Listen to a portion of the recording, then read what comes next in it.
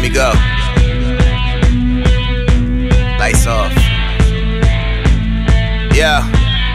Fuck all this hypocrisy. There's crazy women stalking me. You know just who you are, but I still plays you like the lottery. I'm on that road to riches, speed limits, there's just no stopping me. Anemic in this bitch, I need more broccoli. Yeah, honestly, I brainstorm all this crap. I'm so not shocked to see these comments, acknowledgements from those cowards who want privacy. Envy breeds, jealousy, new enemies, old chemistries. Coppers pull me over with no felonies. Suck me till she swells her knees. Now, muGz, your name comes up a lot when people refer to rising stars in the hip-hop game, but take us back a little bit to how it all started and what drove you to get into music to begin with. I would say like this whole thing started, it actually didn't start with me, it started with my older cousin, muGz. He's from Toronto, and he would spend a lot of summers in Montreal at my spot. He would stay with us and my family. And as a kid, I would see him record. He would introduce me to a lot of music, and I'd be pushing record and play on the record machine. I'll be recording his verses and all that. And he would bring me out to shows, show me how it was in the studio, introduce me to a lot of people, and I was like, this is kind of cool. What is it do you think muGz brings to the table that's not already in existence? Well, I mean, we have a different sound. I try to keep it as real as possible. I try to keep it to what I know. You know what I mean? I don't like to mimic what I hear. I already like what I hear, but I'm trying to kill what I'm hearing, you know what I'm saying? I'm trying to come with something different.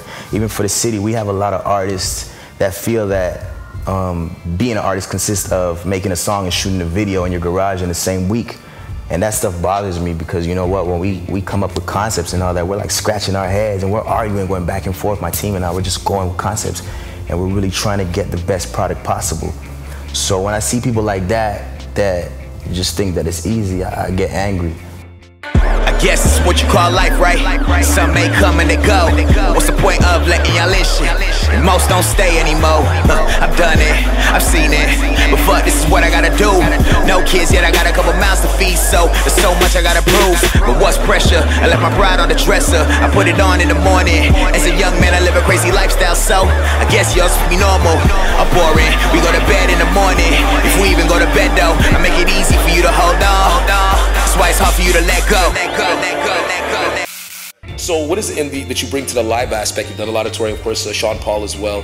What is the live connect? What is it you think that do you draw the people in? It's crazy you say that because when I perform, I don't really see people. I black out. You know what I'm saying? All I hear is my DJ's voice, J.E. Buns. I just hear him talking and that's all I hear. I don't really see how they react. But when it comes to the live show, we just let loose. You know what I'm saying? Like we don't even plan it that much. We just, you know, we rehearse certain things, make sure that the songs are in order and the cues are on point. When it comes to the natural aspect of it, it just flows.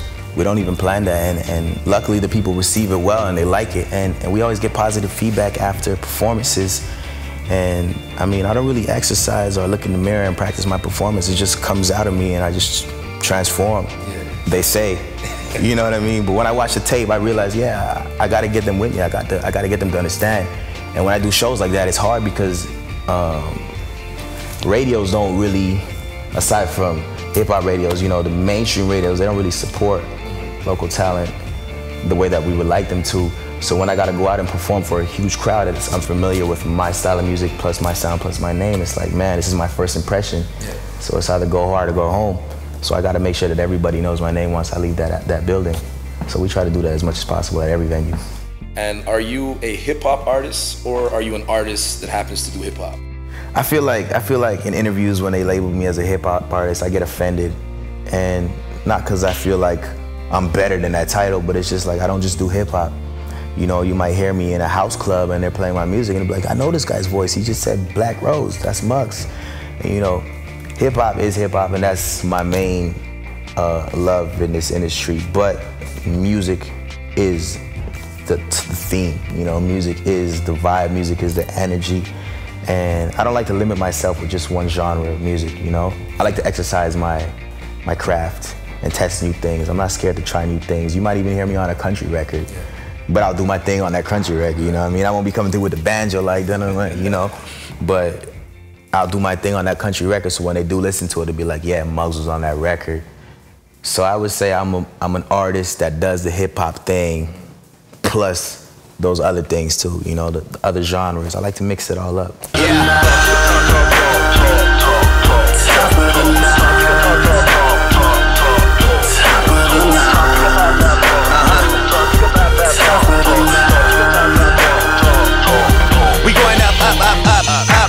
slipping away. 36,000 feet on the way on a chartered flight. She NYU, but the Harvard type. The club bouncers, Vince Carter, right? Enough for the girls, man, it's our night. And it's alright if we live this wrong. We get that pipe, man, let's hit this bong. This our song. Shout out to the people that never lost faith. Who all these fake niggas, what they doing backstage? The picture line long, everybody gotta wait. My back to the wall like an old piece of tape. Believe what I see and forget what I heard. I would judge a woman by the shit that she worth. You quick to judge a man from the shit that you heard. Fuck the bullshit so hard, make it turn like slow it.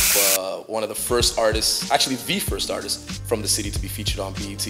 You know, I would ask you how it felt, but I saw the footage of everybody in front of the TV at your crib. But Just having my family around me and the people that I love around me, and they're able to celebrate that moment, it was huge. And it was on my mother's birthday, which even amplified that even more. Like, it just made it so memorable. And you know, when that whole situation came about, it was like, I didn't believe it.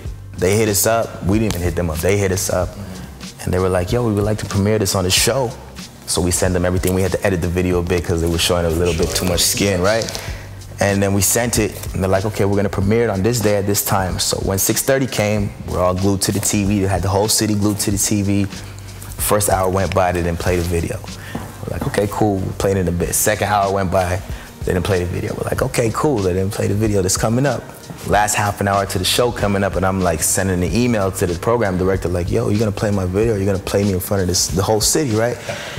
So before the #1 video came on, they're like, we have a video premiere of muGz, Lonely Girl, and then from then on, I don't even remember what happened. I just heard screaming, my sisters were crying, I was hugging everybody, champagne pop, we were having hors d'oeuvres, and my phone stopped because it froze from the love that we got. We're a trending topic on Twitter, and history was made.